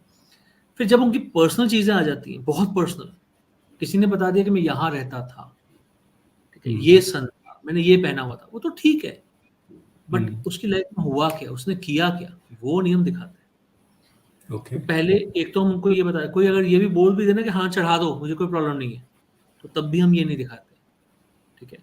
दूसरा आता है कि नहीं नहीं, मैंने किसी को बता नहीं रखा घर पे, तो मेरा फेस नहीं आना चाहिए, तो ठीक है, हम आपका फेस ब्लर कर देंगे, अब अलाउड है, तो वहाँ पर आ जाता है कि ठीक है, अलाउड है। और फिर कोई अगर बिल्कुल ही मना कर दे, तो फिर तो नो नो है। तो फिर नो नो में ही क्या करते हैं, हम उनके फेस को ब्लर करके उनको अपनी एजुकेशनल क्लासेस के लिए रख लेते हैं। ओके। दिखाना तो है ना कि हुआ कैसे, पर उनकी शक्ल नहीं दिखानी। तो आपने उनकी का आइडेंटिटी एजुकेशनल क्लास, ओके, आपने का तो एजुकेशनल क्लासेस विच मीन्स क्या ये आप सिखाया भी जाता है। सिखाया जाता है, आप पढ़ाते हैं? हाँ, ठीक है। तो ऐसे होता है। जी, आपका भी क्वेश्चन है। हाँ, पॉडकास्ट का अगर मैं ड्यूरेशन देखूं तो बहुत लंबा हो चुका ऑलरेडी, बट नंदरलेस मेरा एक आखिरी सवाल वो ये कि क्या कभी कोई आपके पास में ऐसा आया जिसको आप महाभारत या रामायण के टाइम पे लेके जा पाए, या जैसे मान के चलिए मैं अगर जानना चाहता हूँ कि was I there the part of the war which happened between Ram and Ravan, so क्या ऐसा ऐसा एक पॉसिबल है? क्वेश्चन मेरे और पास एटलीस्ट से कि मैं कहाँ पे था उस समय पे, क्या इतना ऐसा पॉसिबल एक है एक क्वेश्चन मेरे पास आया था। ऐसा किसी ने हम्म, मुझे पूछा था। आ, वो उनका आने के बाद कहना ही ये था कि मुझे ये जानना है कि मैं ऐसी जगह पर, या ऐसी ऐसी वॉर का एक पार्ट था, हिस्सा था। हम्म, तो जब हम उनको लेके गए, तो पता ये चला कि उस वॉर, महाभारत की वॉर में एक करेक्टर था, मैं नाम नहीं लूंगा, ठीक है, ओके बहुत मेजर करेक्टर था वो, ठीक ओके, है। उस समय तो वो जन्मा नहीं था, पर जब उसकी मृत्यु हो गई थी, तो वो उस उसका कैरेक्टर पुत्र की, बन गया। हाँ, उस करेक्टर की नहीं। जैसे मान लीजिए एक बहुत इंपॉर्टेंट करेक्टर है, राइट वॉर से पहले उसकी शादी हो रखी थी, वाइफ प्रेग्नेंट थी। राइट राइट तो जो बच्चा उस पेट में था, वो था हाँ, जो मेरे पास आया पूछने के लिए क्या उस एरा में था। अब उस इंपॉर्टेंट करेक्टर की तो डेथ हो गई। मुझे पता नहीं और क्यों लग रहा है ये अभिमन्यु है। अभिमन्यु नहीं है, डोंट वरी। ओके। अभिमन्यु, अब इसको समझो, मान लीजिए कि वहां पर एक योद्धा था बहुत इंपॉर्टेंट, ओके। तो कई सारे योद्धा थे, अब मैं किसी का भी नाम लूंगा ना तो वो गलत मैसेज चला जाएगा। तो एक बहुत इंपॉर्टेंट करेक्टर था जिसकी वहां पर बहुत मेजर था, वो बहुत जबरदस्त, उसकी डेथ हो गई, पर वो उसके बेटे के रूप में उसने जन्म लिया था, पर वॉर के बाद, उस वॉर के बाद। तो यानी कि उसका रिलेशन उस महाभारत टाइम से था, बट वॉर के टाइम पे नहीं, वॉर के खत्म होने के बाद, जन्म ही उसका उसके बाद हुआ था। अगर मैं जानना चाहूँ से, लेकिन I want to go back in that era, जब महाभारत हुई थी, या महाभारत में वॉर की बात हटा देता हूँ, लेकिन वो माइनस वॉर से, I want to just go back in that era and then I want to see say Shri Krishna, या मैं श्री राम को के दर्शन करना चाहता हूँ, the actual Shri Ram. Is that possible? आप जा पाए तो शुरू कर सकते हैं। Recommend करते हैं, जाने दें। आई थिंक इसी नोट के ऊपर हम खत्म करेंगे इस पॉडकास्ट को। And to I be would very honest with definite, you, अभी आपने जो सवाल उठाया ना, ये हाँ आपका जी, सवाल ऐसा है कि मुझे इस पे आपको एक नई क्लास समझानी पड़ेगी, that is planes of exactly. Existence, जो कि ऋग्वेद में है। ओके। कि जो जो हमने ऋग्वेद में से निकाली है उसे कहते हैं प्लेन्स ऑफ एग्जिस्टेंस। अगर आप वो बात समझ जाएं तो कुछ लोग ऐसे हैं, देखो आप भी जानते हो 84 लाख योनियां थी, आज भी हैं, right, I have heard, yes. ठीक है। आप ये समझो कि जरूरी तो नहीं है कि हर योनि से हर इंसान उस समय में इंसान बन चुका था, या हर सोल उस टाइम राइट। में इंसान बन चुकी थी। अगर नहीं ऐसा नहीं, डजंट होता, मैटर। मैं अगर उस समय पे हाथी था, घोड़ा था, हाँ, क्या किसी था, और गॉड योनि में नोस, थे। इट डजंट मैटर, बट अब आपने कैन आई ये रियली बात, सी, कैन आई एक सी छोटा सा श्री एक्सपीरियंस मैं कृष्णा? आपको और बताता हूँ, एक मैं आपको एक छोटा सा एक्सपीरियंस और बताता हूँ। एक हमने ना बहुत लिजिमेट बातें की हैं कि किसी को ये प्रॉब्लम है तो ये पता किया, किसी को ये प्रॉब्लम है तो हमने वो पता किया। एक बार एक सज्जन आए मेरे पास सेंट्रल इंडिया से, मैं जगह भी नहीं बताऊंगा, ओके। बहुत रेपुटेड डिपार्टमेंट से, गवर्नमेंट डिपार्टमेंट से, बहुत हाई पोस्ट पे आए, बुजुर्ग थे, क्लोज टू रिटायरमेंट, आए, तैयारी करके आए थे, पूरी रजिस्ट्रेशन 20 दिन पहले करा रखी थी। आने के बाद उन्होंने बोला, मैंने पूछा क्योंकि मैं हर किसी से पूछता हूँ क्यों करवाना चाहते हो आप? तो उन्होंने बोला कि भगवान बुद्ध ने कहा है, उन्होंने अपने कुछ 800 जन्म देखे थे, तो भगवान बुद्ध ने कहा है कि अपनी जात को पहचानो। मैं कहा आपका जात से क्या मतलब है, क्या प्रयोजन है? कहते जात से मैं जानना चाहता हूँ कि मैं पीछे क्या था, मैं आज भी ब्राह्मण हूँ, मैं तब भी ब्राह्मण ही हूँगा। तो मैं कहा नहीं नहीं नहीं, ऐसा नहीं हो सकता। कहते क्यों? मैं कहा मान लो मैं आपको ऐसी लाइफ में ले गया जिसमें आपका नाम आबिद अली था, तो आप बोलोगे कि ये हो ही नहीं सकता, मैं तो ब्राह्मण हूँ। और अगर आप ऐसी जगह पे चले गए जहां पर आपका नाम था रामानुज शास्त्री, तो बोलोगे देखो सही तो है। तो मैं कहा ये तो फिर इल्यूजन पैदा कर देगा, ये तो गलत है। कहते हैं सुनो, अपनी उम्र देखो, मेरी उम्र देखो, मैं जो कह रहा हूँ वो करो, बहस मत करो। अब बुजुर्गों से वाकई में बहस नहीं हो सकती, ठीक है। Right right right. तो उनको जब मैं पास्ट लाइफ में लेके गया तो भगवान की करनी देखो, उनको वो जन्म देखा जब वो नेवला थे। ओश, ओके। और तो उन्होंने तो देखा उन्होंने वो? उन्होंने वो देखा, वो कहते हैं उनको जमीन ही जमीन दिखी जा रही है पास में। ओके। मैं क्या क्या कर क्या रहा हूँ मैं यहाँ पर? मैं कहा आप कहीं देख रहे हो, देखो खेती कर रहे होगे, कुछ कर रहे होगे? कहते तो नहीं। जब उनको आगे पीछे नेविगेट किया तो पता चला कि वो सांप को भी मार रहे थे, अपने दांतों से मार रहे थे, वो नेवला था, ठीक है। फिर मैं उनको ऐसी जगह में लेके गया जहां पर खड़ा हुआ पानी था, होता ना कहीं बारिश होती है तो पानी खड़ा रहता है। रुका, हाँ जी, हाँ जी। हाँ, रुका हुआ। तो जब उन्होंने उसमें अपने आप को देखा, क्योंकि आईना थोड़ा देखेगा वो, इंसान हो हाँ तो जी। शायद देख ले, यहाँ पता नहीं आईने थे भी या नहीं थे तब। जब उन्होंने हाँ अपने जी। अपने आप को उस पानी में देखा तो पता चला कि वो नेवला थे। तो अच्छा, ये वापस आके, बड़ा इंटरेस्टिंग है, बट मैं इसी से एक मेरा रिलेटेड क्वेश्चन निकल कर आता है कि वो जब आप ऐसी यूनि में होते हैं, क्योंकि आप ले जा चुके हैं एक इंसान को जो कि अपने आप को नेवले के तौर पे देख चुके हैं अपनी पास्ट लाइफ में, किसी किसी एक लाइफ में, तो क्या उनको वो उनकी कॉन्शियसनेस में वो अंडरस्टैंडिंग होती है कि वो ये पता लगा पाए कि ये ईयर कौन सा है, ये समय कौन नहीं, सा है? नहीं, नहीं। ओके। उस टाइम में हम एक क्या करते हैं, देखो सब कुछ विजुअलाइजेशन से चल रहा होता है। Okay. Visualisation again, not imagination. Imagination is something कि मैं बोल दूं आप हंस पे उड़ रहे हो, तो वो इमेजिनेशन है। विजुअलाइजेशन इज समथिंग कि मैं आपको कह रहा हूँ कि आप देखो अपने आप को, आप पार्क में एंटर कर रहे हो और देखो आपको क्या सामने नजर आ रहा है। तो अगर आप पार्क में गए हो तो आपको हो सकता है फूल नजर आए, बेंच नजर आए, फाउंटेन नजर आए, पेड़ नजर आए, क्या क्या मालूम आपने क्या क्या देखा था ढंग से, तो डिपेंड करता है। ठीक है, तो उनको ये नहीं पता चलता, पर हाँ जब हम ऐसा खड़ा हुआ पानी दिख जाए तो हम एक बार कोशिश करते हैं कि क्या वहां पर कुछ अंक जुड़कर आपको ये बता रहे हैं कि ये कौन सा साल था, कौन सी सदी थी। तो बहुत कम लोग होते हैं जो देख पाते हैं, अगर ऐसी योनि में हो तो। ह्यूमंस जो होते हैं वो देख पाते हैं।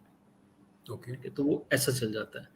एक एक छोटा सा एग्जांपल और देता हूँ। मेरे पास एक लेडी आई पंजाब से, रोपड़ से, रजिस्ट्रेशन करा के आई थी। तो आके पास लेव कराना है। तो बड़ी चुलबुली सी थी वो। She was around I guess 69 years old. तो आके मैंने पूछा उनसे भी क्या कारण है, आप क्यों कराना चाहते हो? कहते मेरे हस्बैंड बड़ी जल्दी चले गए। मैं कब गए जी? तो पंजाबी में बोली थी। तो मैं बताता हूँ, वो 5 साल पहले। मैं कहा उनकी एज क्या थी? तो शायद तब उनकी 69 थी। तो मेरे ना मुंह से हंसी छूटने लगी थी बस। ओके। तो मैंने कहा अच्छा अच्छा। मैं कहा चलो आपकी फैमिली कैसी है? कहते 2 बेटे हैं और दोनों ऑस्ट्रेलिया में सेटल हैं। एक गर्मियों की छुट्टियों में आया था, एक सर्दियों की छुट्टी में आए थे, मतलब जो उनके स्कूल हॉलीडेज होते होंगे। हाँ और जी। डेली मेरी वीडियो कॉल पे बात होती है। कोई दिन मैं अपने घर में अकेली रहती हूँ, पर मैं आज तक कभी अकेली सोई नहीं। कभी कोई रिलेटिव आ जाता है, कभी कोई आ जाता है मेरे पास, मेरी सेवा करते हैं। कोई चाय बना जाता है, कोई खाना बना जाता है, मेड है मेरे पास। मेरी पेंशन भी आ रही है, हस्बैंड की पेंशन भी आ रही है, बच्चे भी पूरा सपोर्ट करते हैं। तो मतलब कहते हैं 5 उंगलियां घी में और सर कढ़ाई में। राइट। तो मैं कहा फिर आपको पीला करना है? कहते हाँ। मैं कहा मेरी एडवाइस आप मत करो। कहते क्यों? मैं कहा आंटी आप सोचो आपकी उम्र क्या है, अगर आपने कुछ ऐसा वैसा देख लिया, इतनी अच्छी लाइफ है आपकी। तो मैं कहा फिर आपको घबराहट नहीं होगी? तो आगे से उनका जवाब आया, पुत्र मैं तो पैसे दे चुकी हूँ, मतलब मैं तो पैसे दे चुकी हूँ। तो मैं कहा ये कंसल्टेंसी के पैसे काट के बाकी ले लो। और वही हुआ। अब देखो कौन पैसे वापस करता है? क्यों? कौन करना चाहेगा? कौन एक सेशन बंद करना चाहेगा? बट कई बार ना हमें दिखता है कि सेशन हर बार नहीं किया जाना चाहिए। हर चीज का रूट कॉज पास्ट लाइफ मिलेगा ऐसा जरूरी नहीं है। तो ऐसी बहुत Or सारी चीजें होती हैं। maybe it is not required at certain stage of your life. वो डिपेंड करता है। देखो जब भी मैं किसी का पास्ट लाइफ करता हूँ, मैं सीधा पास्ट लाइफ नहीं कर देता, उससे बात करता हूँ। हम्म। वो बात करने का कारण ये होता है कि देखूं तो सही उसके मन में क्या है, वो क्या लेके आया है मेरे पास। देखो हर बीमारी कोई है ना, ही तो दवाई खानी क्यों है? ये तो हाँ वैसी वाली बहुत बात है, बीमारी बहुत है ही लोगों नहीं तो को दवाई क्यों होती है खानी? कि मेरे को वीकनेस हो रही है, तो डॉक्टर कहता है वॉक कर लो, जिम चले जाओ, ठीक है, कुछ खाना खा लो ढंग का। और वो कहेंगे नहीं नहीं, इसे दवाई नहीं लिख के दी, अच्छा डॉक्टर नहीं है। तो हम बुरे डॉक्टर ही अच्छे हैं। बट मुझे ऐसा लगता है कि अगर किसी की लाइफ में सुधार सकूं तो मैं करूं। और अगर मेरे को 1% भी चांस लगता है ना कि नहीं इसकी लाइफ में कोई प्रॉब्लम आ सकती, तो आई डिनाई। और ये होता है। मैंने कई बार, एक आध बुजुर्ग ऐसे आए थे जो बहुत इमोशंस उनके बहुत हाई थे। He was around 80 years. तो मैं डिनाई कर दिया था, मैं कहा नहीं इनका नहीं करूँगा। और फिर उन्हीं के जो रिलेटिव उनको लेके आए हैं वो कह रहे हैं कि इनको कुछ भी हो सकता है। मैं कहा जब आपको विश्वास नहीं तो मैं कैसे विश्वास कर लूँ? तो ठीक है, तो हमें बड़ा सोच समझ के करना पड़ता है। इट्स नॉट लाइक दैट कि आपने पैसे ले लिए तो आपको करना ही करना है। नहीं, राइट। पैसों की बात नहीं होती। बात होती है कि आपको कुछ ना कुछ एथिक्स रखने बहुत ज़रूरी है। और हमेशा देखना पड़ता है कि कहाँ पर ये एप्लीकेबल है, कहाँ पर एप्लीकेबल नहीं है। तो ये चीज़ें आ जाती हैं। ठीक है। Thank you so very much doctor mister Gurpreet, मज़ा आया बहुत आपके साथ में बात करके। बहुत सारी चीज़ें, बहुत सारी स्टोरीज इवन हम लोगों को आज सुनने को मिली, जानने को मिली। एक चीज़ ज़रूर मैं इस पॉडकास्ट को क्योंकि एंड कर रहा हूँ तो कहना चाहूँगा अपने व्यूअर्स से कि बिना दवाई के, बिना बीमारी के प्लीज़ दवाई मत लें। मतलब हो सकता है आपको ये पॉडकास्ट बहुत इंटरेस्टिंग लग रहा हो और आपको लगे कि अरे मेरी लाइफ के अंदर भले कोई बीमारी नहीं, लेट्स फाइंड आउट में क्या था, पीछे क्यों था। प्लीज ऐसे मत करिए। आई एम नॉट सेइंग कि बीमार पहले हो जाए एंड देन फिर जरूर जाए, but nonetheless I am saying that just be cautious of your own karma in this life, and then I think बस everything इस fall पे in ना मैं place. एक चीज़ बोलूँगा जो आपने अभी बात बोली कि अ, कई बार क्या होता है हम ये सोचते हैं कि मुझे कोई बीमारी नहीं है तो मैं ना करूँ।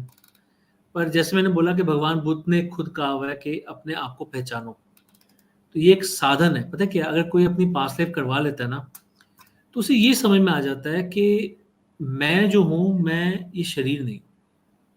ऐसे समझ में नहीं आता बिना देखे।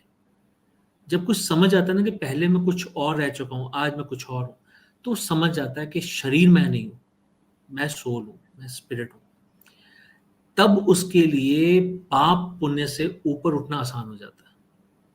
तो मैं ये नहीं कहूँगा कि करवाना नहीं चाहिए, करवाना चाहिए, बट सावधानी रखनी चाहिए। मतलब आपको ये समझना चाहिए कि मैं क्यों करवा रहा हूँ, मेरा मेरा मोटिव क्या है। ये बच्चों का खेल नहीं है। आप बच्चों को, अच्छा मेरे पास कई बार ऐसे भी होता है, 12 साल के बच्चे को ले आते हैं। मैंने कहा अभी तो उसका सबकॉन्शियस माइंड चल रहा है, अभी तो कॉन्शियस माइंड भी नहीं बना, छोड़ो इसको मत कराओ। तो ऐसा भी होता है। तो मतलब बहुत आपको थॉटफुल होना पड़ता है। हर किसी को कोई ना कोई प्रॉब्लम है। तो आप मान के चलिए कि 99.9999% लोगों के लिए स्कोप है, पर 0.1% लोगों के लिए जिनके पास नहीं है ना, जिनके लिए स्कोप नहीं है, उनको हम खुद ही मना कर देते हैं। ग्रेट। और ये चीजें इससे अच्छा हम उनके हॉरोस्कोप से भी देख के बता देते हैं कि आपको कराना चाहिए या नहीं कराना चाहिए। Amazing, amazing. Thank you so very much, thank you so very much. Most welcome, welcome, and thank you very much for calling me here.